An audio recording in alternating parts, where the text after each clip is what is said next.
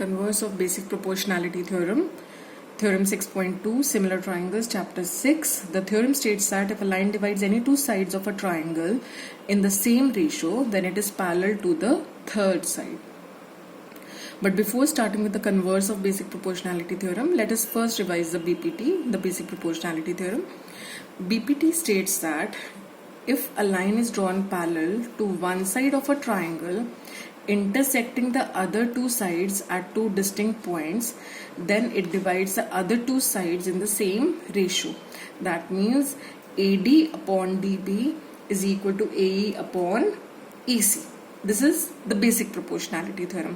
अब क्योंकि ये इसका कन्वर्स है, तो कन्वर्स क्या कह रहा है कि अगर AD upon DB is equal to AE upon EC, then the line joining these points D and E will be parallel to BC. ठीक है, तो हमें अब कन्वर्स में क्या प्रूव करना है कि if a line divides any two sides of a triangle in the same ratio, that means if DE is dividing AB and AC in the same ratio, that means if AD upon DB is equal to AE upon EC, then DE is parallel to BC. Now let us write down what is given to us and what do we have to prove. तो given हमें क्या है? We are given points D and E on the sides AB and AC respectively, such that AD upon DB is equal to AE upon EC. This is what is given to us, है ना. अब हमें prove क्या करना है? हमें prove ये करना है कि DE is parallel to BC. अब suppose DE is not parallel to BC, हम ये मान लेते हैं कि DE BC के पैरेलल नहीं है. अगर DE BC के पैरेलल नहीं है, तो that means there will be some other line which passes through D and which is parallel to BC. तो हम मान लेते हैं कि एक और लाइन है DE dash which is parallel to BC. ठीक है, तो हमने क्या कंस्ट्रक्ट किया? हमारी कंस्ट्रक्शन है कि draw DE dash parallel to BC. Now DE dash is parallel to BC.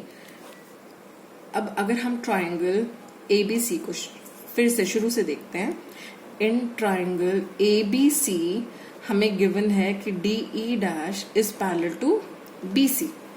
अब आपने बेसिक प्रोपोर्शनैलिटी थ्योरम पढ़ी है. बेसिक प्रोपोर्शनैलिटी थ्योरम क्या स्टेट करती है कि if you draw a line parallel to one side of a triangle, if you draw a line parallel to one side of a triangle intersecting the other two sides at two distinct points, then it divides the other two sides in the same ratio. तो इसका मतलब AD upon DB is equal to AE dash upon E dash C by BPT. ठीक है, लेकिन हमें क्या given है? हमें शुरुआत में क्या दिया हुआ है? AD upon DB is equal to AE upon EC. तो हमें गिवन है that AD upon DB is equal to AE upon EC. This is given to us. अब अगर हम कंपेयर करें तो AD upon DB AE upon EC के बराबर है और AD upon DB E dash upon E dash C के भी बराबर है. तो इससे हमने क्या डिड्यूस किया? That AE upon EC is equal to AE dash upon E dash C. This is what we have deduced.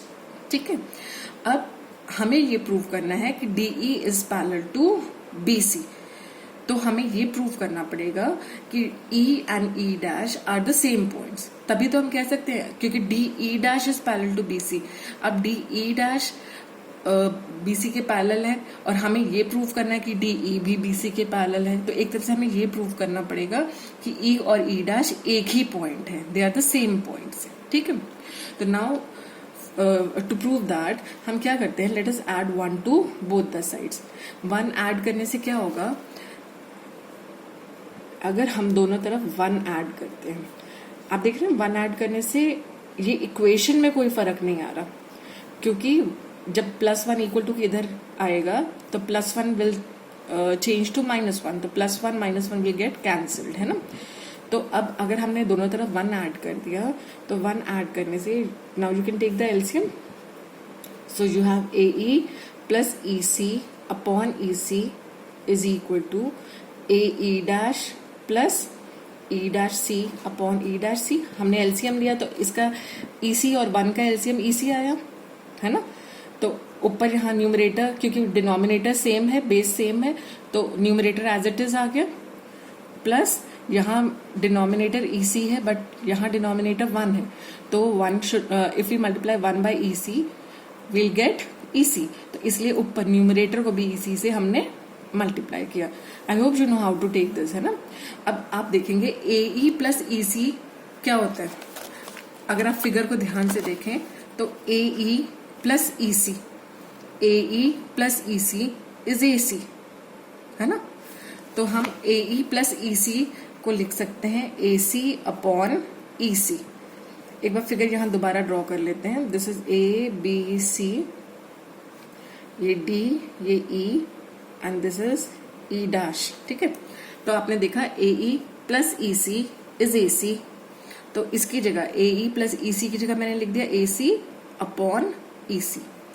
This is equal to AE dash plus E dash C, AE dash plus E dash C, ये भी क्या है AC, तो इसकी जगह भी मैंने क्या पुट कर दिया AC upon E dash C।